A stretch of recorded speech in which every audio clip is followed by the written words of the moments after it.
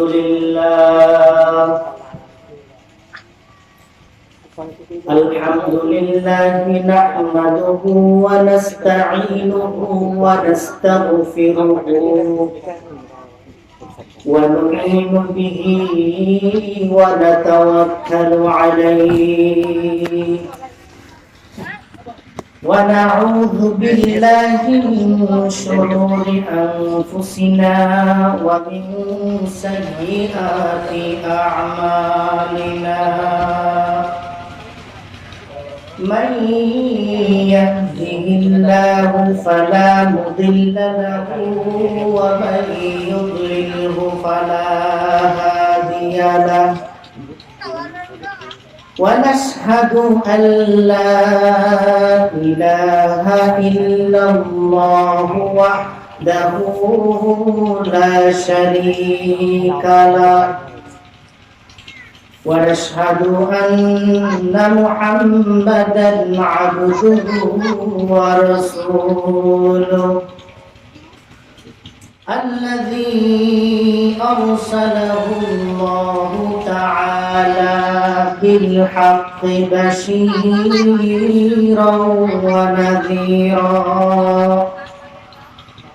وداعيا إلى الله بإذنه وسراجا وقمرا منيرا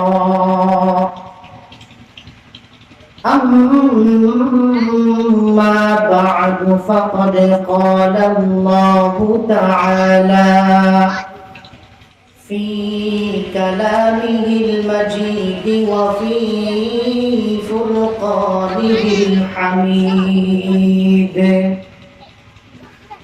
أعوذ بالله من الشيطان الرجيم بسم الله الرحمن الرحيم يا أيها الذين آمنوا اصبروا وصابروا ورابطوا واتقوا الله لعلكم تفلحون وقال رسول الله صلى الله عليه وسلم أن تعبد الله كأنك يراه فإن لم تكن تراه فإنه يراك أو كما قال النبي عليه الصلاة والسلام اللهم صل على محمد وعلى آل محمد كما صليت على إبراهيم وعلى آل إبراهيم إنك حميد مجيد اللهم بارك على محمد وعلى آل محمد كما باركت على إبراهيم وعلى آل إبراهيم إنك حميد مجيد سبحانك لا علم لنا إلا ما علمتنا إنك أنت العليم الحكيم رب زدني علما رب اشرح لي صدري ويسر لي أمري واحلل عقدة من لساني يفقه قولي मोहम्मद ने आकर कुफ्र को मिटाया,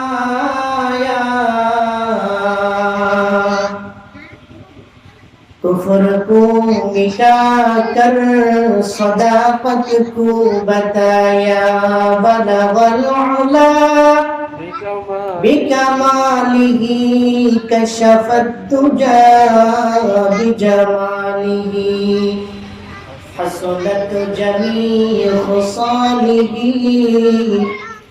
सल्लु अलैहि व आलिही।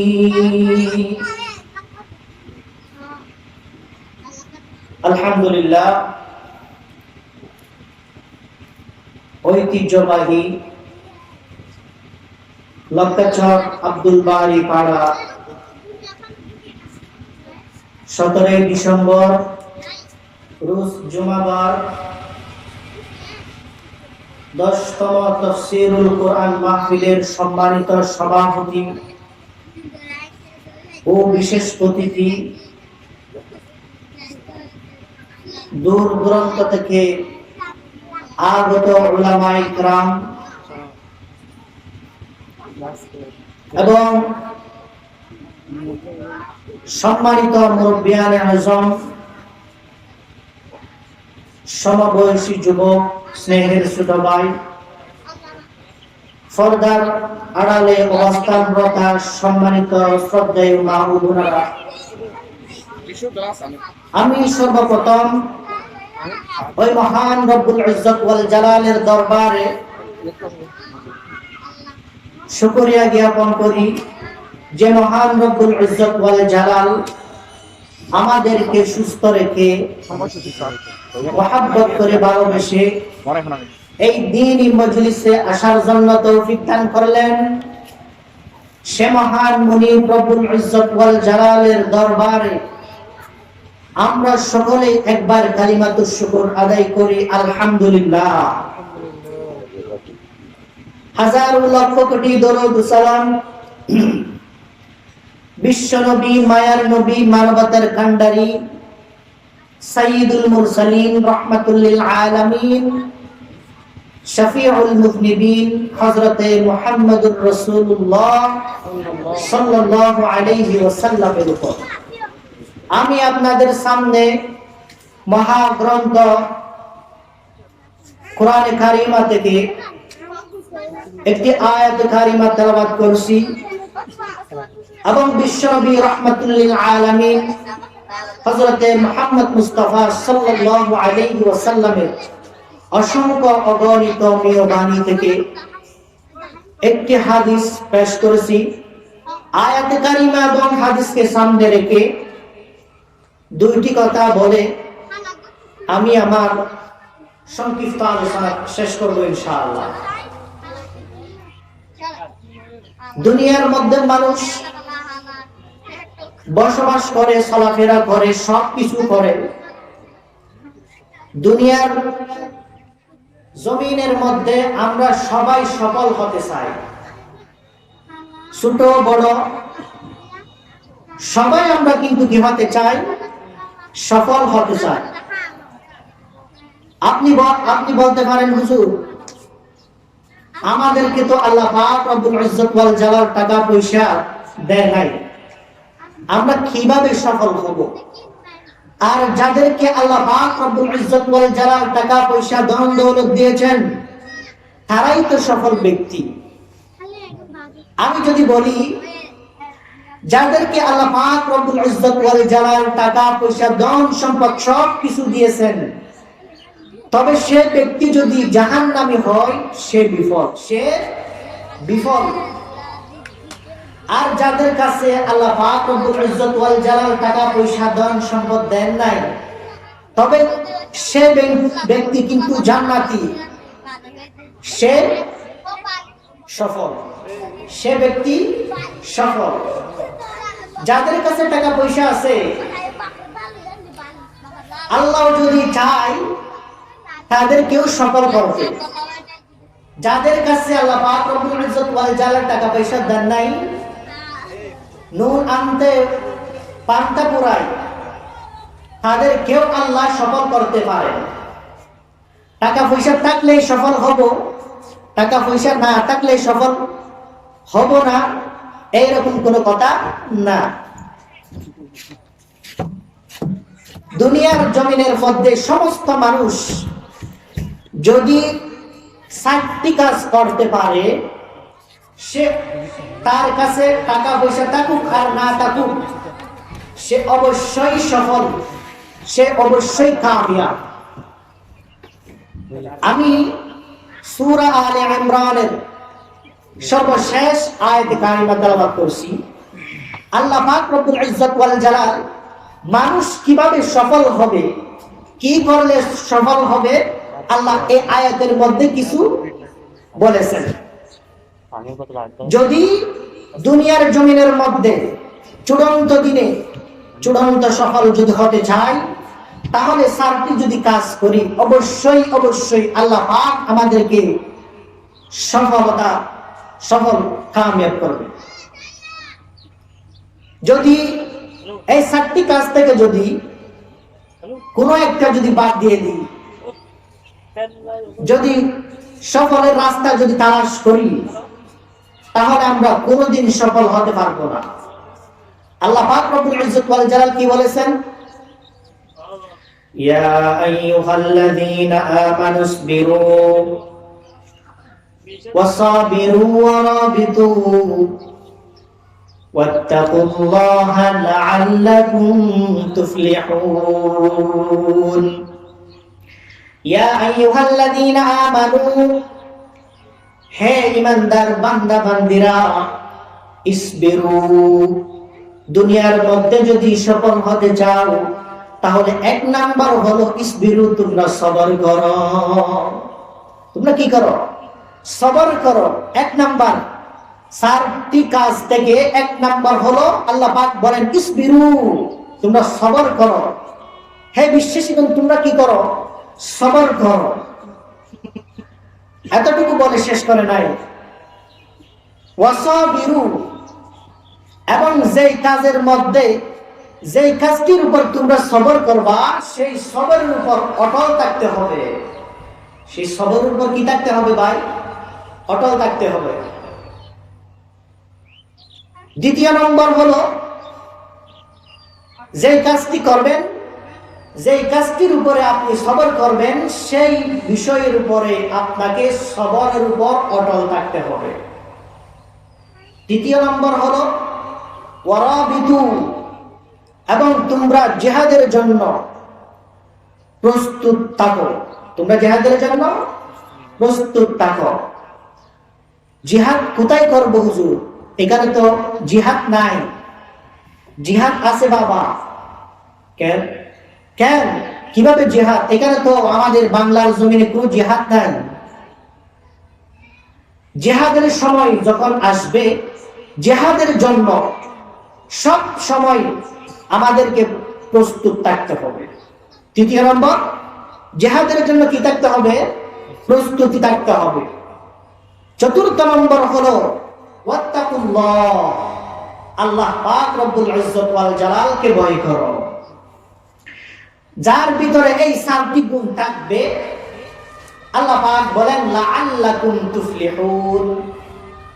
কোরআনে কারীমের যেই জায়গার মধ্যে লাআল্লাহ শব্দ ব্যবহার হয়, সেই জায়গা নিশ্চয়তার অর্থ দেয়।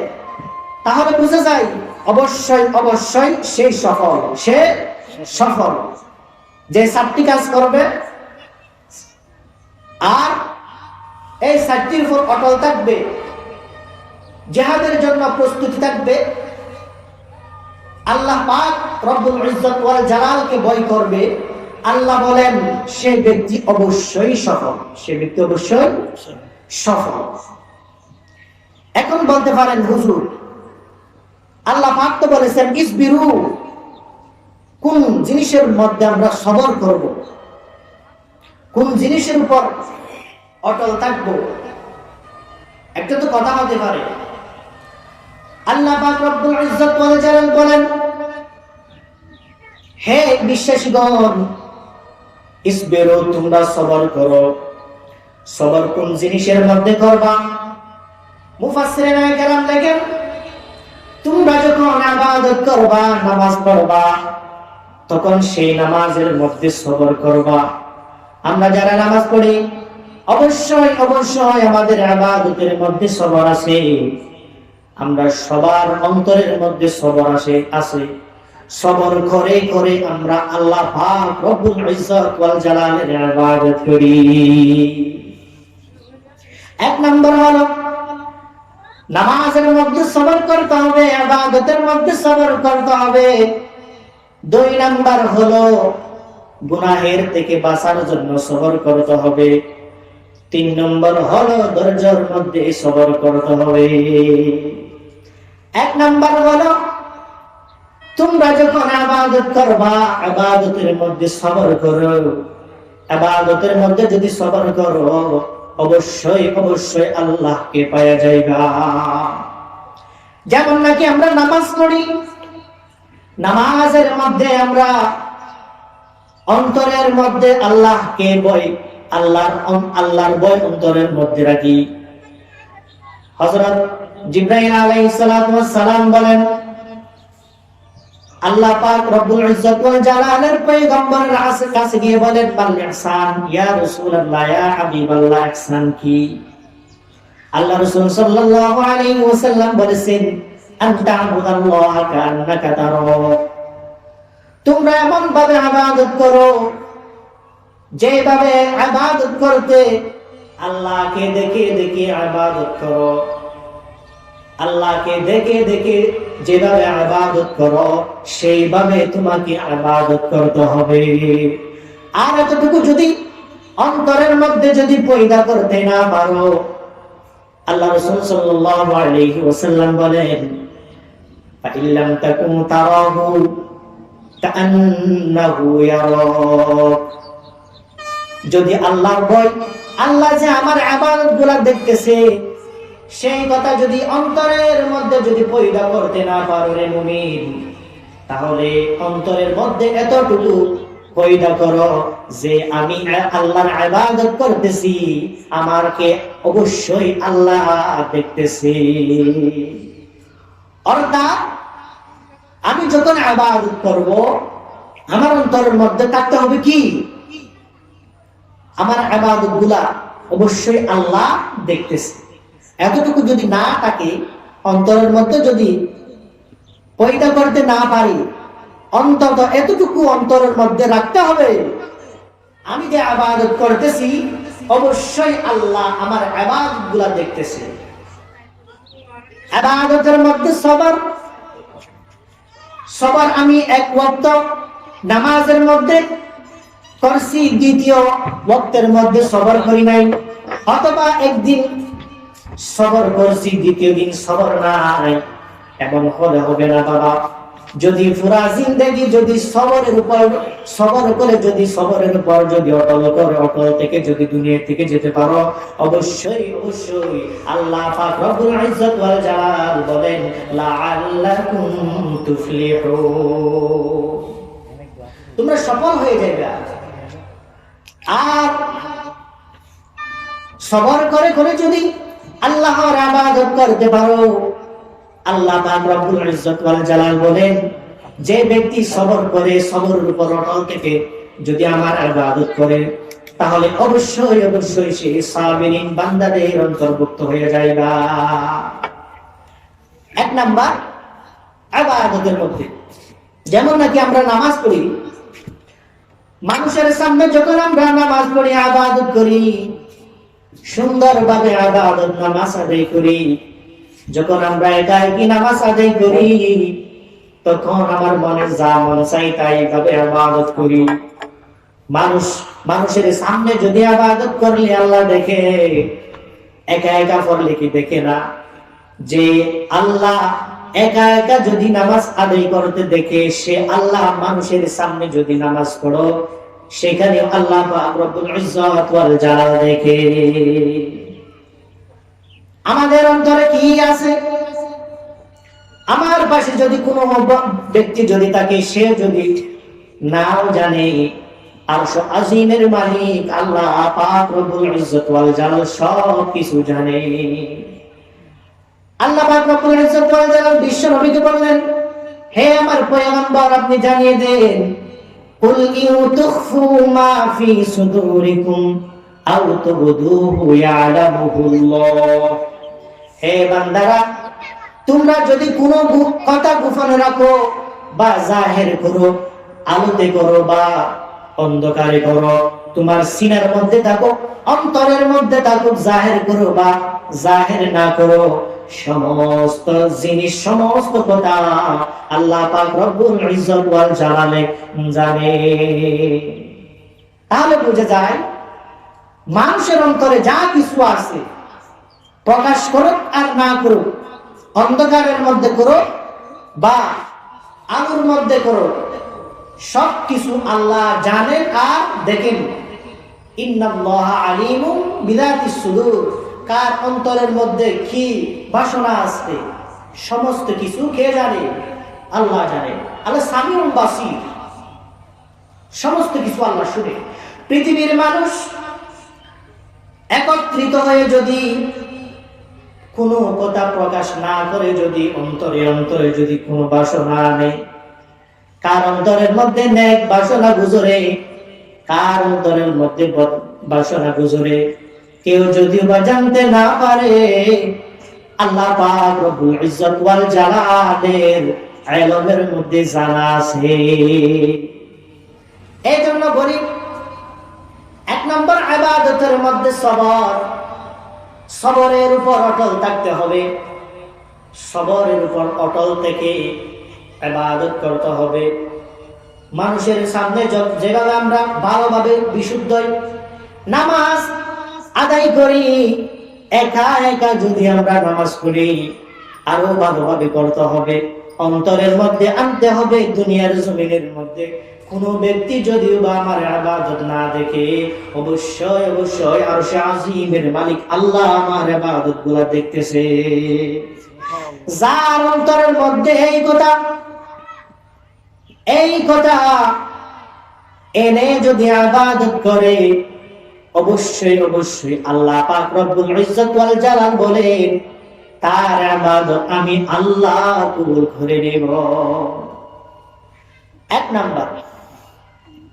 নাম্বার ইবাদতের মধ্যে সবর করতে হবে, সবরের উপর আবার অটল থাকতে হবে। দ্বিতীয় নম্বর কি? দ্বিতীয় নম্বর হলো সবরুন আনিল মাসিয়াত, গুনাহের থেকে বাঁচার জন্য সবর করতে হবে। যদি মনে যা চায় সেইভাবে যদি দুনিয়ার মধ্যে যদি চলাফেরা করে, যদি দুনিয়া থেকে চলে যায়, মনে হয় গুনাহ করার জন্য, আমি মনকে যদি অন্তরকে যদি সুযোগ দিই, অবশ্যই অবশ্যই আল্লাহ পাক রব্বুল ইজ্জত ওয়াল জালাল কিয়ামতের ময়দানে আমাকে আটকিয়ে দিবে। যেমন নাকি গুনার কাজ করতে মনে ইচ্ছা করে, জিনা করতে ইচ্ছা করে, এবং দুনিয়ার মধ্যে এমন কাজ করতে ইচ্ছা করে যে কাজগুলি করলে আল্লাহ নারাজ হবেন, বিশ্বনবী নারাজ হবেন, সেইভাবে গুনার কাজ করতে মনে ইচ্ছা করে। আল্লাহ পাক রব্বুল ইজ্জত ওয়াল জালাল বলেন, এই সমস্ত গুনাহ থেকে যদি বাঁচার জন্য যদি বেঁচে থাকতে চাও, এই বাঁচার উপরে যদি তোমরা সবর করো, আল্লাহ পাক রব্বুল ইজ্জত ওয়াল জালাল বলেন, তোমরা সবাই সকলে সাবিরিন বান্দাদের অন্তর্ভুক্ত হয়ে যাইবা। মনে চাই গুনাহ করার জন্য, মনকে যদি বলি, হে মন, আজকে দুনিয়ার জমিনের মধ্যে মন চাই ঘোরাঘুরি, নাচ গান দেখি, আজকে এত গুনাহ, এত সিনেমা, এত উলঙ্গ নাচ গান দেখি, ও চোখ তুমি কোনোভাবে ক্লান্ত হও নাই? রাতের বেলা রাত যদি গান বাজনা দেখি, তারপরেও তুমি চোখ ক্লান্ত হও নাই?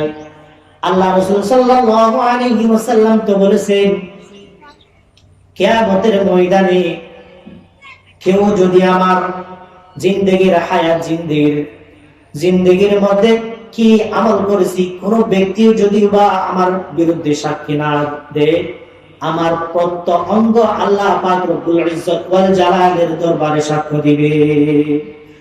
চোখে যদি বলি রাতের পর রাত গুনাহ, সিনেমা দেখে দেখে সারা রাত শেষ হয়ে যায় কিন্তু ক্লান্ত হও নাই। আমি যদি বলি চোখকে ও চোখ, তুমি তো আজকে ক্লান্ত হচ্ছ না, কিন্তু কিয়ামতের ময়দানে তো আমার বিরুদ্ধে আল্লাহ পাক রব্বুল ইজ্জত ওয়াল জালালের দরবারে নালিশ দিবা। সামঈহিম ওয়া আবসারিহিম ওয়া জুলুদুহুম বিমা কানু ইয়াকসিবুন। শাহিদা আলা সামঈহিম ওয়া জুলুদুহুম বিমা কানু ইয়াকসিবুন।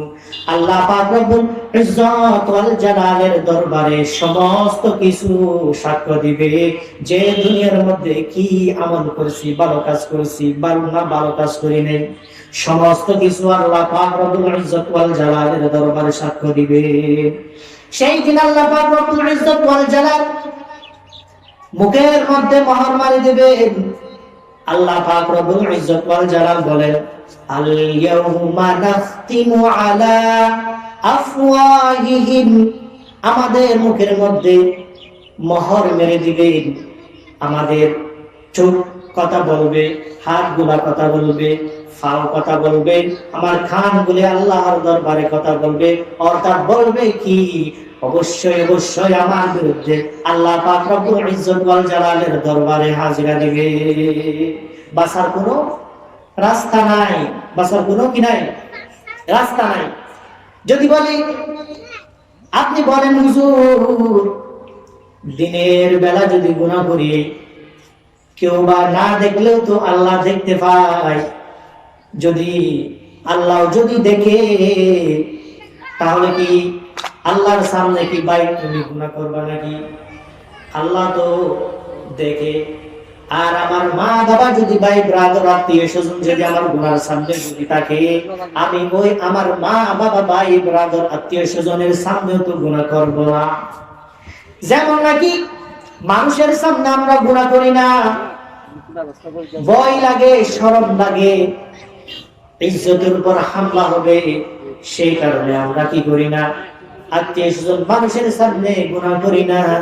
তবে কিন্তু গোপনে ভাবে যে আমি গুনাহ করতেছি, কেউ বা না দেখলেও আমার মালিক দেখতেছে। মালিকও তো দেখে। আমাদের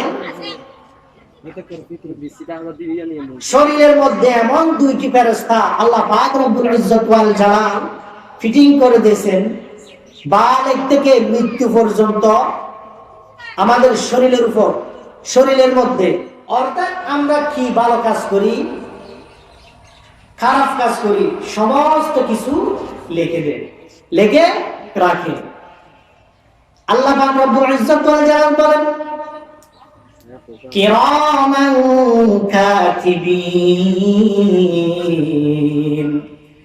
কিরামান কাতিবিন ফেরেশতা আমাদের কি ভালো কাজ করতেছি বা গুনাহের কাজ করতেছি সমস্ত কিছু আমাদের আমলনামার মধ্যে লিখে রাখছে। আল্লাহ পাক রব্বুল ইজ্জত ওয়াল জালালের দরবারে এই ফেরেশতা আমাদের আমলনামা হাজিরা কথা আল্লাহর সামনে তুলে ধরবেন, বাঁচার কোনো জায়গা না। তাহলে যেই জায়গার মধ্যে যাই, যদি গুনাহ করার জন্য যদি মন চায়, কেউ যদি বা না থাকে, আমাদের যে দুইটি ফেরেশতা আছে সে ফেরেশতা কিন্তু দেখতেছে। ওই ফেরেশতা আবার বাথরুমের মধ্যে গেলেও থাকে। বাথরুমের মধ্যে অনেক ফেরেশতা থাকে না, কিন্তু এই দুটো ফেরেশতা বাথরুমের মধ্যে গেলেও থাকে। কি জন্য থাকে? বাথরুমের মধ্যে গেলেও গুনাহ করার সুযোগ আছে, ফেসবুক চালানোর সুযোগ আছে। অনেক মানুষ আছে বাথরুমের মধ্যে 10 মিনিট আধা ঘন্টা বাইর হয় না, তারা কি করে? ও বাথরুমের মধ্যে কি করে? ফেসবুক চালায়। তাহলে গুনাহ হবে না? অবশ্যই। সেই গুনাহ কিরামান কাতিবিন এই ফেরেশতা লিখে রাখছে।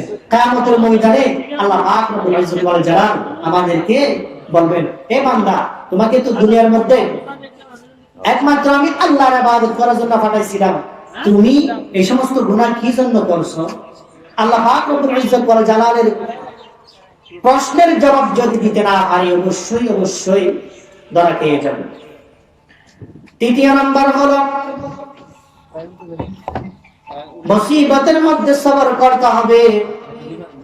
আল্লাহ পাক রব্বুল ইজ্জত ওয়াল জালাল মুসিবত আরামাইশ সব কিছু মানুষকে দেন, মানুষকে পরীক্ষা করেন।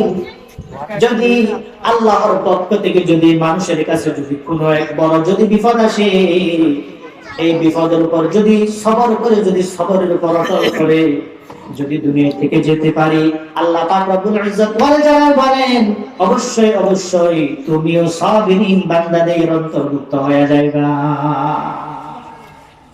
মুসিবত আসলে সবর করতে হবে। সবর মানে আমার একটা হাত গাড়ি অ্যাক্সিডেন্টে শেষ হয়ে গেছে, আমি কি ডাক্তারের কাছে যাব না? অবশ্যই যাব। শরিয়া অনুযায়ী যা যা করণীয় আছে সব কিছু করে আল্লাহর কাছে বলতে হবে, আল্লাহ আপনি মুসিবতের মধ্যে মুসিবত দিয়েছেন, অবশ্যই মুসিবত থেকে উদ্ধার করার মালিক আল্লাহ তুমি। এই যে আমি ডাক্তারের কাছে গেছি এটা হলো উসিলা, আল্লাহ দয়া করে মেহেরবানি করে আমার হাত এবং পা গুলা আমার মুসিবত আমাকে এই সমস্ত মুসিবত থেকে রক্ষা করো। অবশ্যই আল্লাহ পাক রব্বুল ইজ্জত ওয়াল জালাল মুসিবত দিবেন। আল্লাহ তো বলেছিলেন ওয়ালা নাবলুওয়ান্নাকুম বিশাইইন মিনাল খাউফ ওয়াল জু' ওয়া নাকসিন মিনাল আমওয়াল ওয়াল আনফুসি ওয়াস সামারাত। আল্লাহ এই সমস্ত জিনিস দ্বারা আমাদেরকে পরীক্ষা করবেন। এই পরীক্ষার মাধ্যমে শরিয়া অনুযায়ী চিকিৎসা করে এই মুসিবতের উপর অটল থেকে আল্লাহ পাক রব্বুল ইজ্জত ওয়াল জালালের কাছে বলতে হবে, আল্লাহ তুমি আমাদেরকে রক্ষা করো। চতুর্থ নম্বর হলো তাকুল্লাহ। হে বান্দারা তোমরা আমি আল্লাহকে ভয় করো। যেখানে যাও যদি বা কোনো ব্যক্তি যদি বা না থাকে, আমি আল্লাহকে যদি ভয় করো অবশ্যই অবশ্যই এই সাতটা কাজ যে ব্যক্তি করবে আল্লাহ বলেন লাআল্লাকুম তুফলিহুন।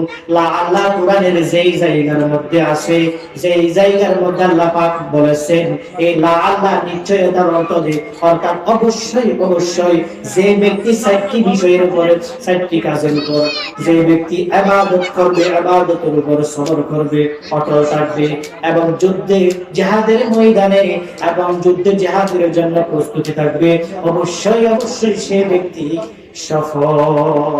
আল্লাহ পাক রব্বুল ইজ্জত ওয়াল জালাল এই আয়াতে কারিমার চারটি কথার উপর সর্বপ্রথম আমি নালায়েক বান্দাকে আমল করার তৌফিক দান করুন।